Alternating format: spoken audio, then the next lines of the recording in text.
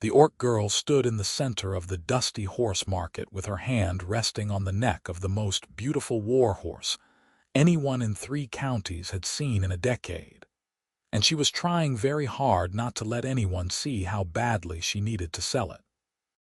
Fiera Marrek had green skin that caught the late autumn sunlight, small tusks that pressed against her lower lip when she clenched her jaw, and pointed ears that twitched every time someone in the crowd whispered something she was not meant to hear.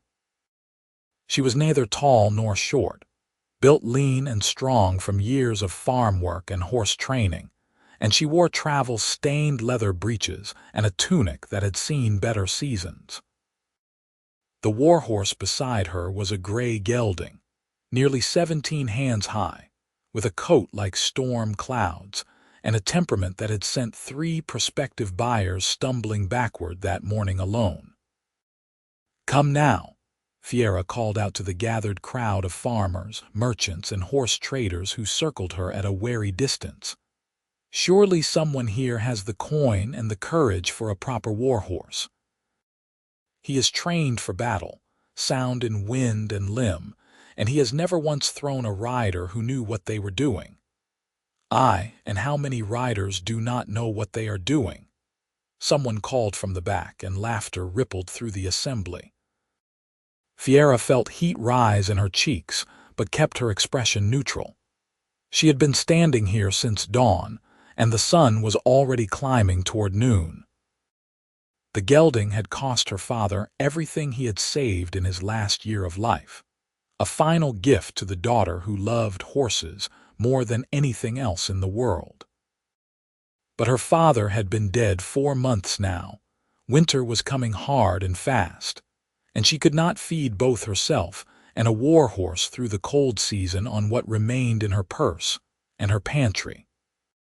100 gold pieces, she said, though her voice carried less conviction than it had at sunrise. He is worth twice that to the right buyer. The crowd shifted and murmured, but no one stepped forward. She could see it in their faces, the same calculation she had seen a dozen times this month at a dozen different markets. They saw the quality of the horse. They also saw the color of her skin. Fiera took a breath and made a decision that was either brilliantly mad or just mad. "Fine," she announced, loud enough to carry across the market square. "New offer. I will trade you this warhorse for 1 honest compliment, just one. Anyone." The silence that followed was different from before. Someone laughed nervously. Someone else muttered something about orc humor. "I am serious," Fiera continued, warming to the recklessness of it now. "1 genuine compliment, something true, something you actually mean. First person to manage it gets a warhorse worth 200 gold for the price of a kind word." She expected laughter. She got it, scattered and uncertain from the edges of the crowd. She expected dismissal. What she did not expect was the man who stepped forward from where he had been leaning against a fence post, his arms crossed over his chest, and an expression on his face that might have been amusement or might have been something more serious. "I will take that trade," he said. The man was human, somewhere in his late 20s, with dark brown hair that fell across his forehead and eyes the color of good whiskey. He was tall without being unusually so, built lean and capable, and he moved with the easy grace of someone who spent his life working with animals. His clothes were plain but well kept, his boots were good leather, and there was something about the way he looked at her that made Fiera straighten her spine without quite meaning to. "1 compliment," she said, because this was still a joke, because she was not actually going to hand over her father's warhorse to a stranger for a handful of pretty words. 10, the man said. Fiera blinked. "What?" 10 compliments, he repeated. And now he was definitely smiling, a warm expression that reached his eyes and made something flutter strangely in her chest. "You said 1 honest compliment for the horse, but you did not say I could not offer more, so I am offering 10. The crowd had gone quiet now, genuinely quiet, and Fiera felt suddenly as though she were standing on the edge of something she did not entirely understand. 10 compliments, she said slowly. For a warhorse. For you, the man corrected gently. The compliments are for you. The warhorse is just the excuse. Heat flooded Fiera's face, and she was aware of every single person watching them, but the man did not seem to notice or care about the audience. He took another step forward, close enough now that she could see the flecks of gold in his brown eyes. First, he said, you have the best seat on a horse I have seen in 5 years of working with riders. I watched you lead that gelding into the market this morning, and the way you move with him is like music. Fiera opened her mouth, closed it again. Second, the man continued, you have more patience than anyone else in this market.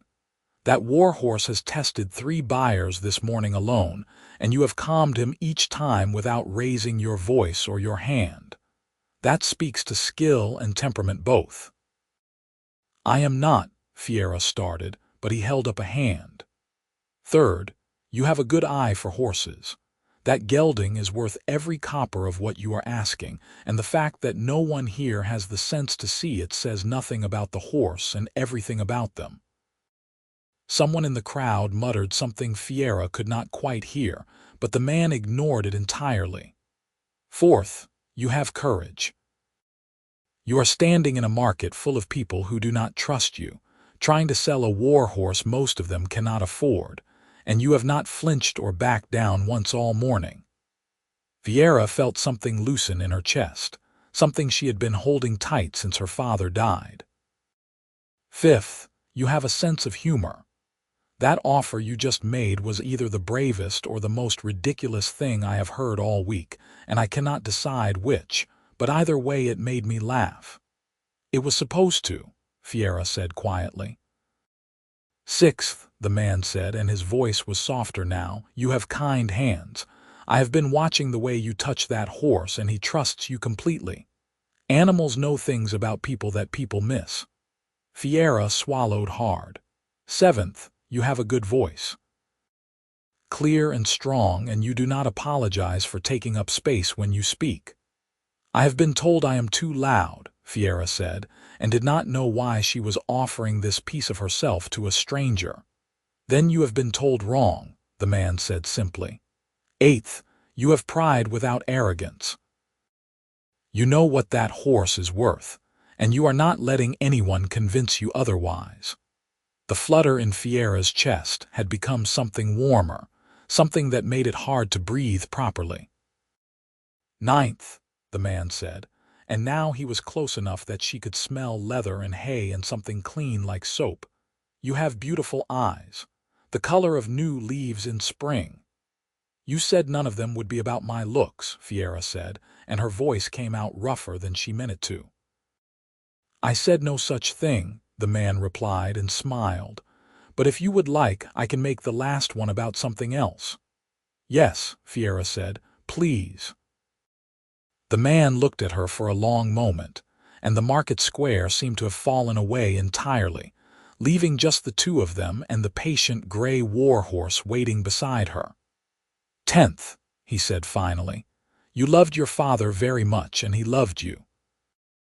I can see it in the way you hold yourself when you talk about this horse, and I would bet everything I own that he gave this animal to you because he wanted you to have something that matched the size of what he felt. Fiera's vision blurred, and she turned her face away quickly, blinking hard. When she looked back, the man was still watching her with those warm, whiskey eyes, and his expression was gentle. So, he said, do I get the horse? The crowd was watching in utter silence now, and Fiera realized with a shock that ran down her spine that she had just been courted in front of half the county, and that she did not mind nearly as much as she should have. What is your name? She asked, because she could not give her father's warhorse to a man whose name she did not even know. Ryker Zanders, he said, and held out his hand. Fiera took it. His palm was warm and calloused, and his grip was firm without being aggressive. Fiera Marrek, she said.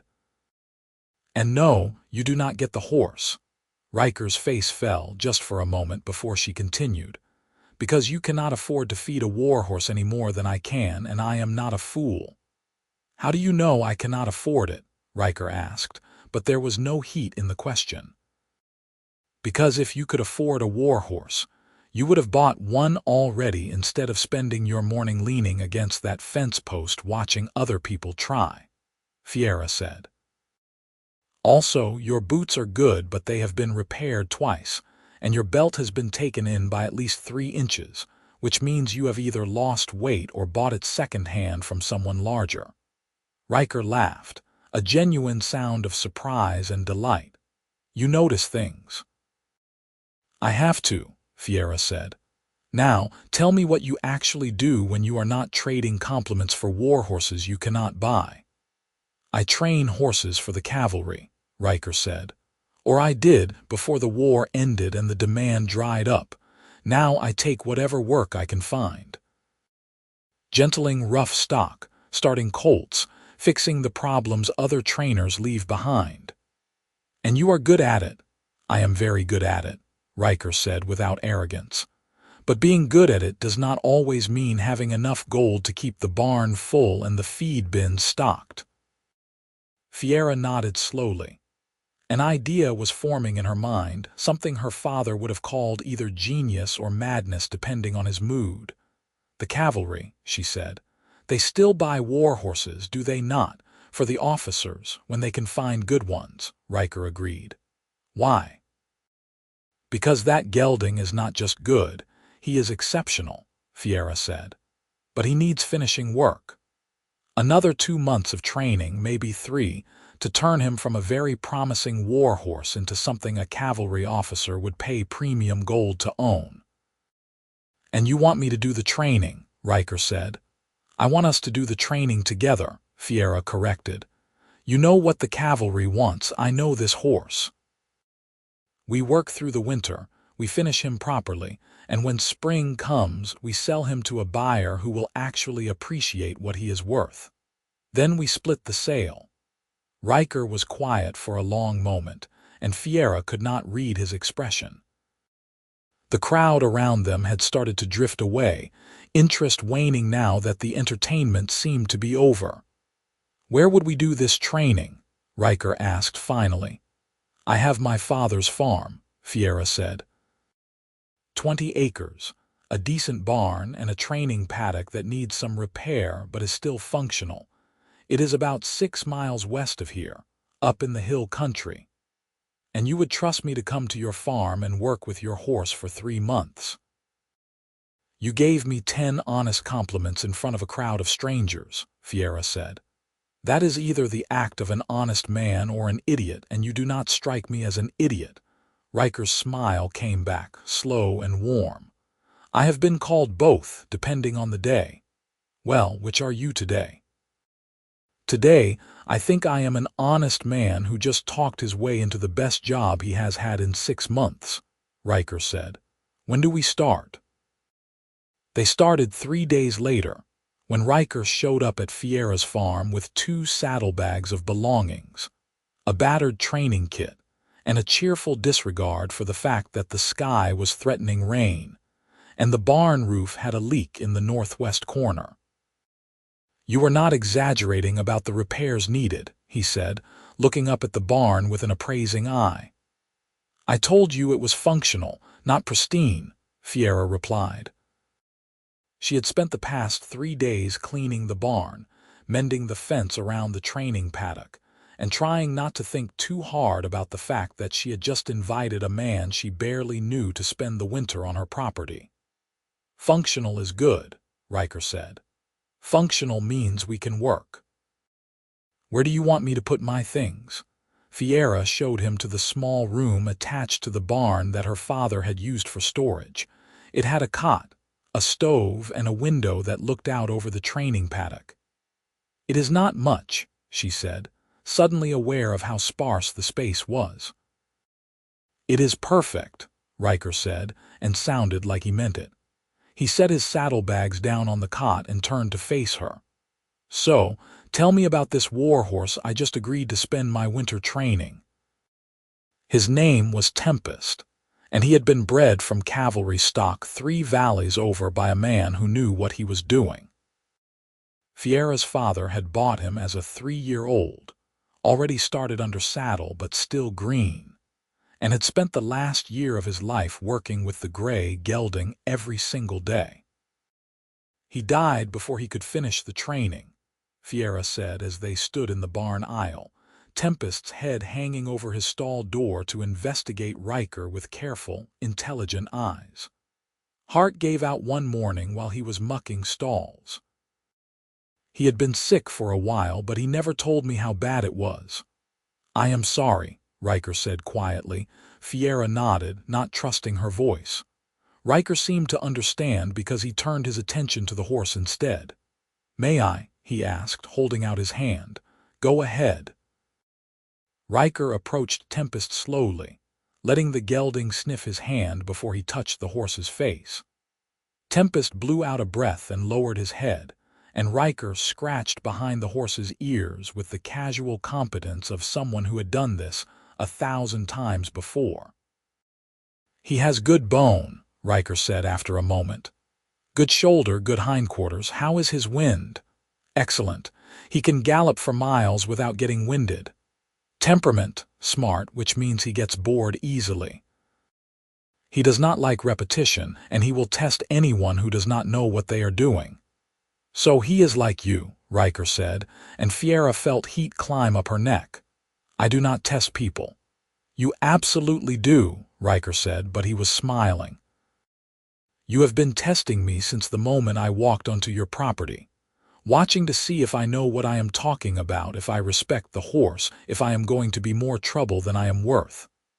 And, Fiera asked, because she could not help herself. And I am going to do my very best to prove I am worth keeping around, Ryker said. His eyes met hers, and there was something in his expression that made her stomach flip over. They fell into a routine over the next week that felt both strange and oddly comfortable. Ryker woke before dawn and had Tempest groomed and ready to work by the time Fiera emerged from the farmhouse. They would train for 2 hours in the morning, working on everything from basic obedience to the specific skills a cavalry mount needed, then break for a meal that they ate together in the barn or the farmhouse, depending on the weather.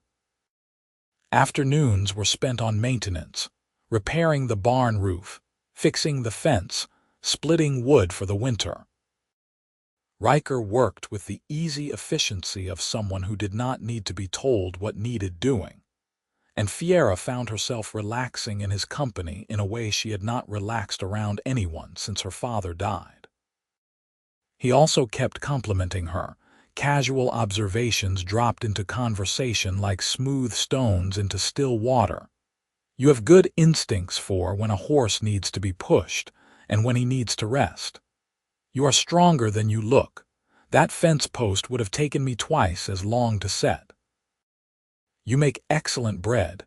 I have not had bread this good since my mother died. Fiera did not know how to respond to most of them, so she usually just muttered something non-committal and changed the subject. But she noticed them. She noticed all of them. 2 weeks into their arrangement, the first real snow came. It started as scattered flakes during their morning training session and had turned into a proper storm by midday.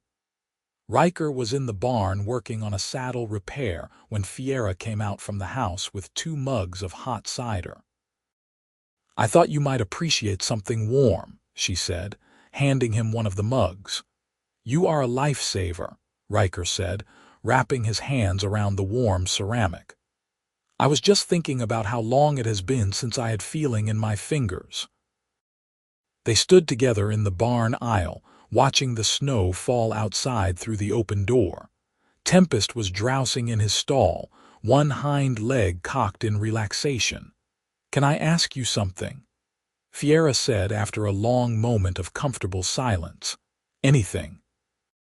Why did you really offer me those compliments? At the market, I mean. Ryker was quiet for a moment, his eyes on the falling snow. "Because you looked like someone who had not heard anything kind in a very long time," he said finally. "And because everything I said was true. You do not even know me." "I know you better than you think," Ryker said. He turned to look at her, and his expression was serious. "I know you are the kind of person who jokes about giving away something precious because you are hurting too much to say what you actually need. I know you loved your father and he loved you, and losing him nearly broke you in half.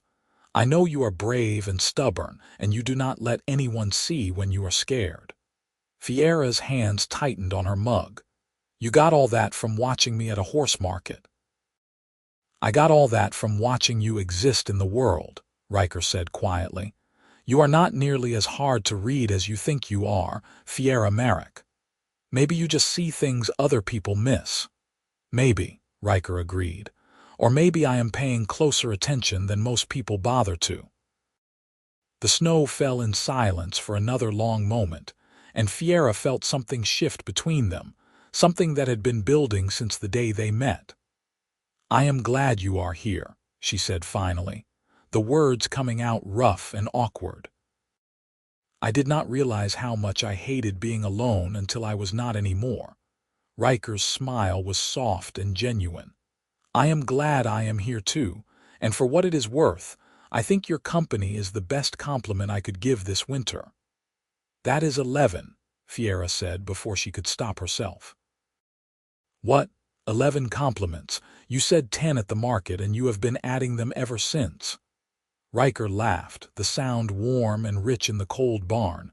"I suppose I have. Should I stop?" "No," Fiera said, and felt her face heat even as she said it. "I think I am getting used to them." Winter settled in hard after that, the kind of cold that made the barn timbers creak and the water in the buckets freeze solid overnight. They worked with Tempest every day the weather allowed, and Ryker proved to be every bit as skilled a trainer as he had claimed. The gray gelding responded to him with the same trust he showed Fiera, and together they polished the horse's rough edges into something that began to shine. Ryker also proved to be good company in the long evenings when the work was done, and there was nothing to do but sit by the fire and wait for spring. He had stories from his years training cavalry horses, most of them funny, some of them touching, and he told them well. Fiera found herself laughing more than she had in months, found herself looking forward to the end of the workday, just so she could hear what he would say next. He asked about her father, gentle questions that let her talk about the man who had raised her without pushing when the grief was too fresh. He asked about her childhood, about how she had learned to work with horses, about the farm and the land and what she wanted for the future. "I want to keep this place," she said one night when the fire was burning low and the wind was howling outside. "My father built this farm from nothing and I do not want to lose it." "Then you will not," Ryker said with quiet confidence.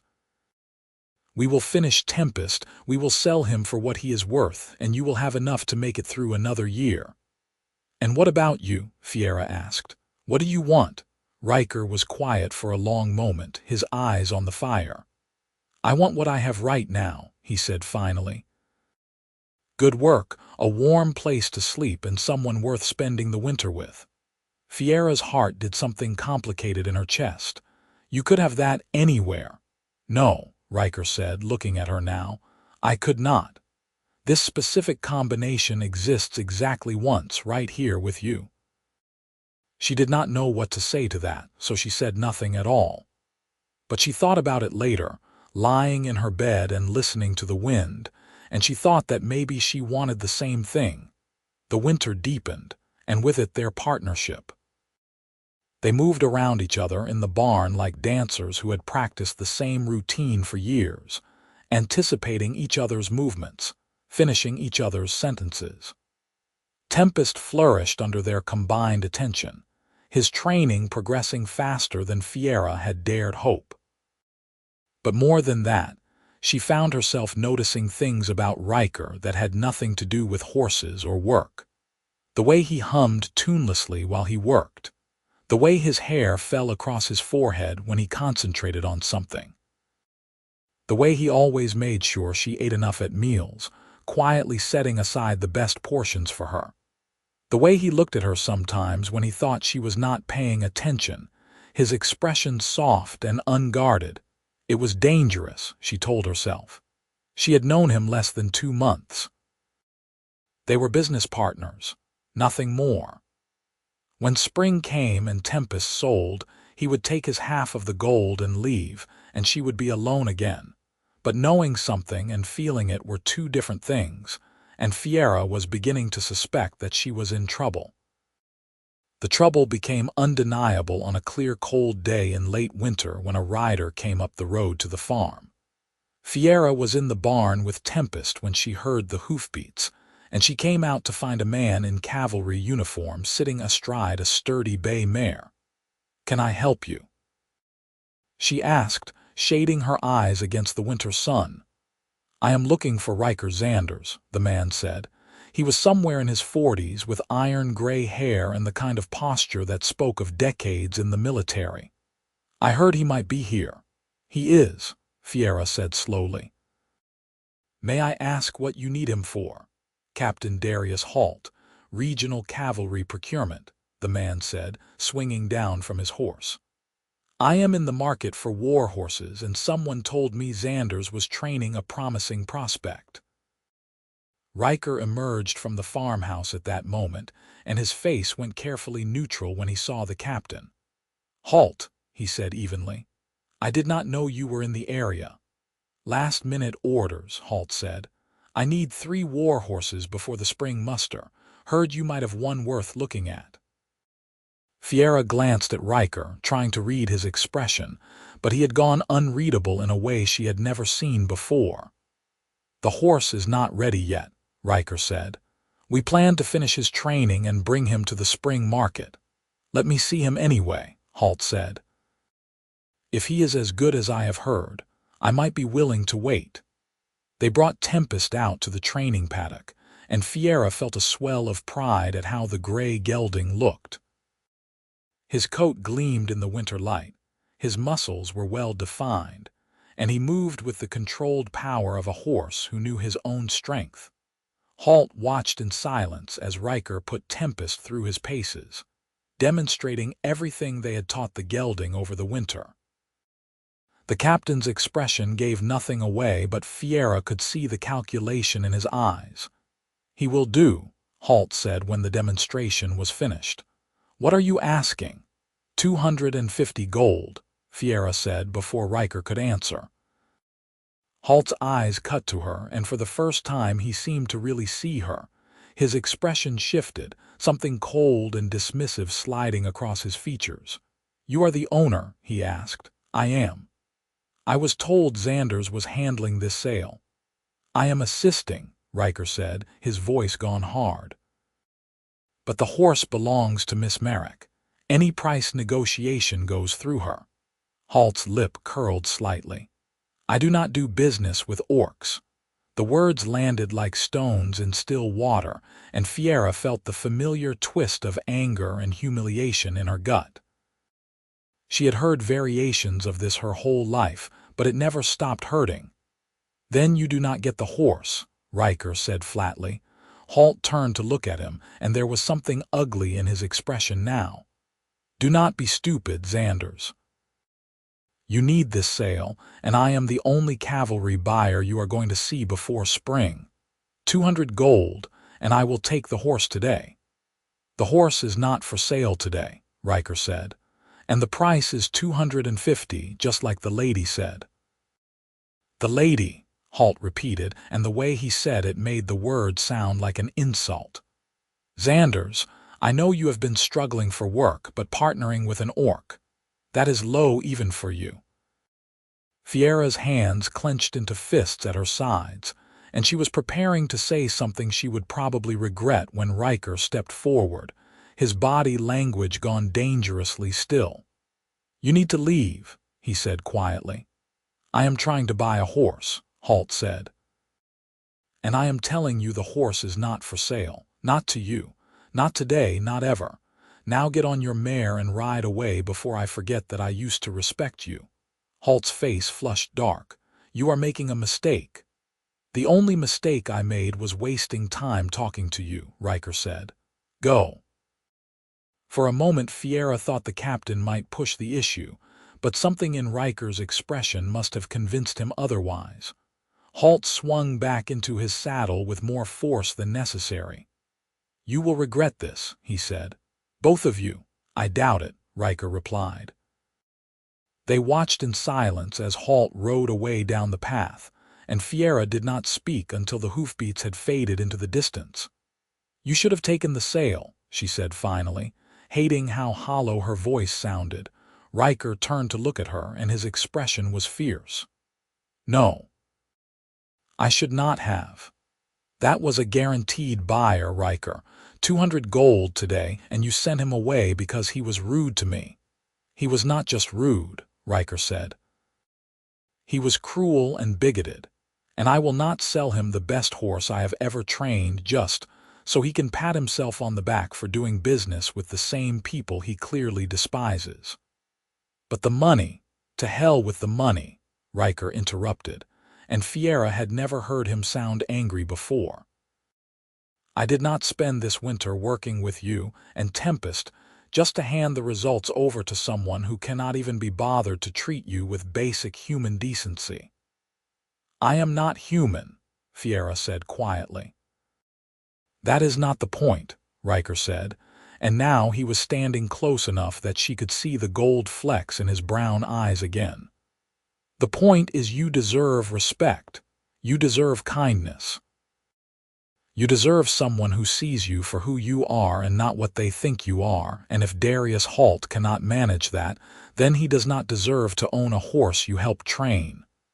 Fiera's throat felt tight. "You are an idiot. You keep saying that, because you keep proving it." "That was 200 gold, Ryker, maybe more if you had negotiated. That was your half of the sale, your way out of here, and you threw it away for what? For me?" "Yes," Ryker said simply. "For you." "Why?" The word came out raw and desperate, and Fiera hated the sound of her own voice. Ryker reached out slowly, giving her time to pull away, and took her hand. His palm was warm against hers, his grip gentle. "Because you matter," he said quietly. "Because this winter has been the best few months of my life. And it has nothing to do with the horse and everything to do with the woman who owns him. Because I have been half in love with you since the day you made that ridiculous offer at the market, and it has only gotten worse since then." Fiera stared at him, her heart hammering against her ribs. "You do not mean that." "I mean every word," Ryker said. "I have meant every compliment I have given you, every conversation we have shared, every moment I have spent thinking about how to make you smile. I am not going to sell your father's horse to a man who treats you like you are less than human, and I am not going to apologize for it." "You are going to regret this," Fiera whispered. "I have never been more certain of anything in my life," Ryker said, and pulled her gently forward until her forehead rested against his chest. She could hear his heartbeat, steady and strong, and feel the warmth of him through his shirt. "I do not know what to do with you," she said into the fabric. "You do not have to do anything," Ryker replied, his hand coming up to rest on her back. "Just let me stay. Let me keep working with you. Let me keep finding reasons to compliment you until you start to believe them."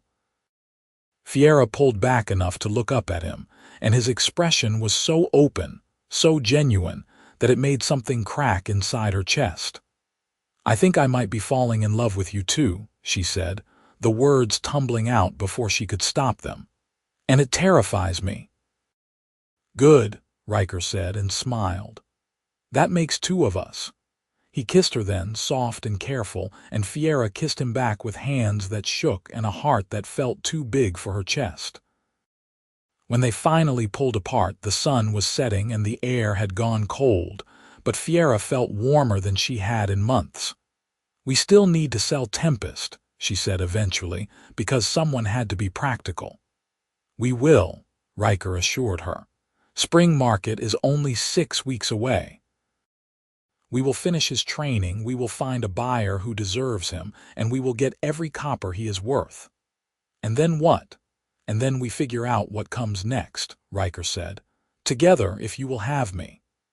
I will have you, Fiera said, and felt the truth of it settle into her bones.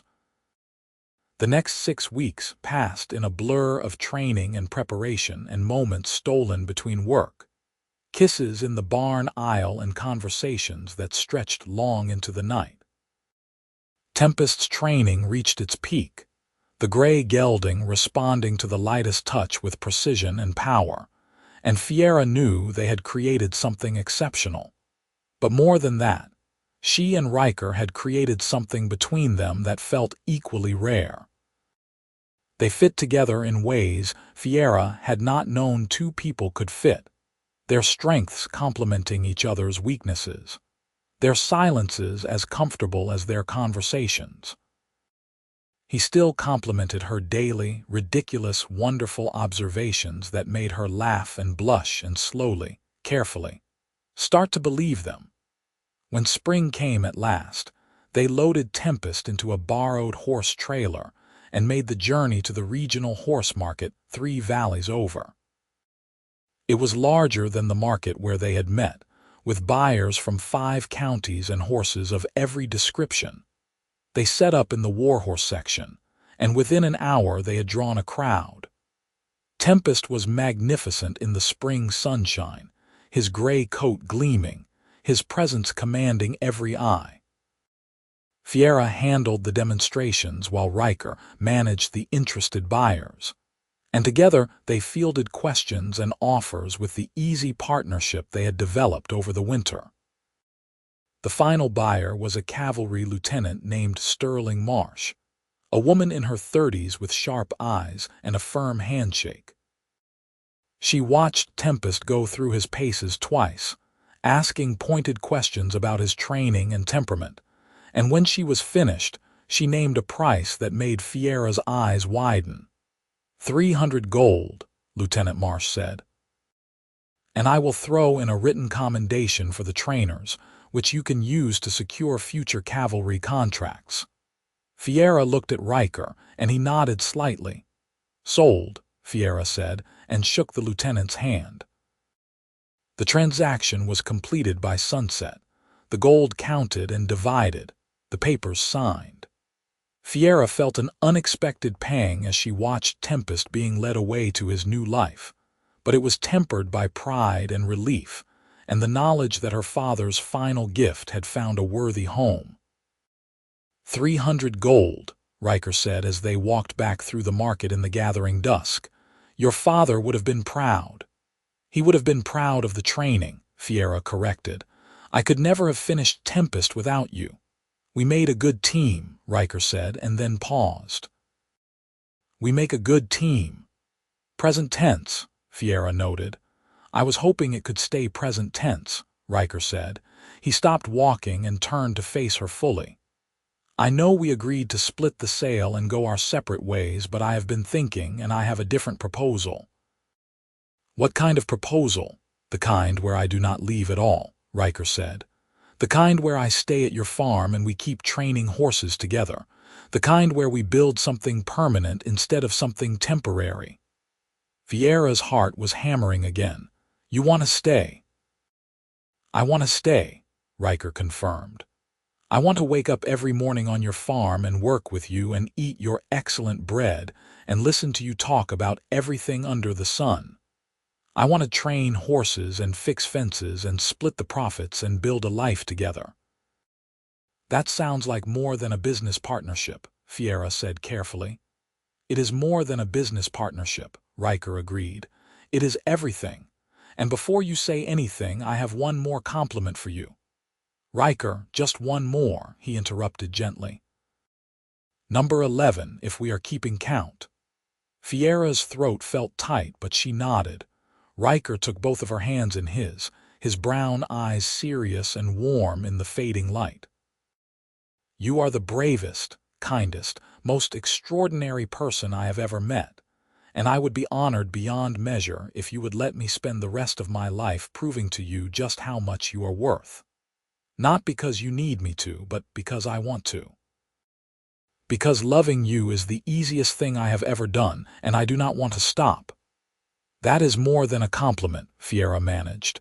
"It is a proposal," Ryker said simply. "The kind with a question at the end. Will you marry me, Fiera Marrek?"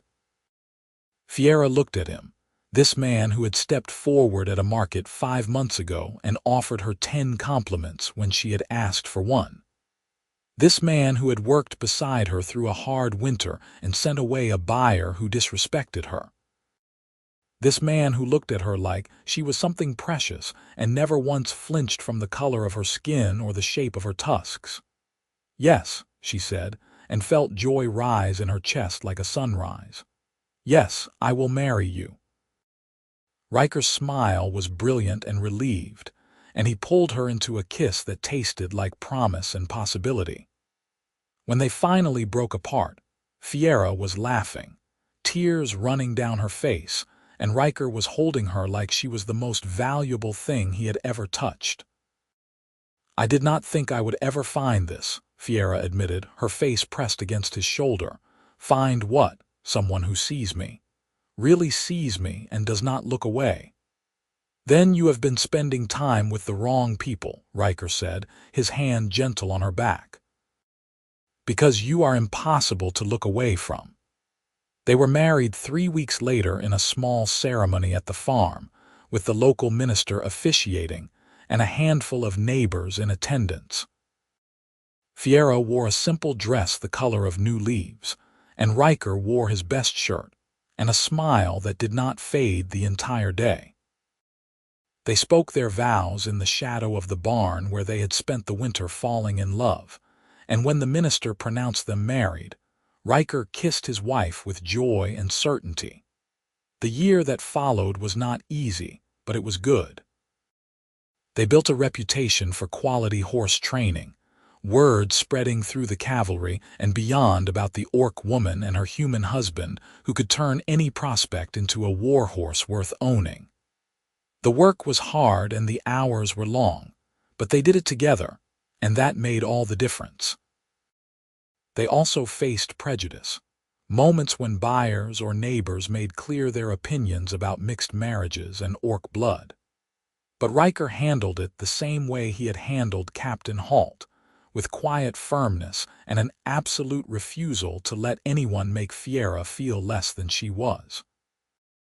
And Fiera learned, slowly but surely, to believe the compliments her husband gave her daily, to see herself through his eyes and recognize her own worth. 2 years after their wedding, on a warm spring morning, Fiera gave birth to a son. They named him Henrik, and he had his mother's green skin and his father's brown eyes, and Ryker cried when the midwife placed the baby in his arms. "He is perfect," Ryker whispered, looking down at the tiny face with wonder. "He is loud," Fiera said from the bed, exhausted but smiling. "He gets that from you," Ryker teased, and she threw a pillow at him. Henrik was followed 2 years later by another son, Torin, who had his father's dark hair and his mother's pointed ears. The boys grew up on the farm, learning to ride before they could walk properly, learning the family trade from parents who loved them and each other with equal fierceness. On a spring morning when Henrik was 5 and Torin was 3, Fiera stood at the fence watching Ryker work with a young mare in the training paddock. The boys were playing in the grass nearby, their laughter carrying on the warm breeze, and Fiera felt contentment settle over her like a blanket. "Happy?" Ryker called from the paddock, glancing over at her. "Very," Fiera replied.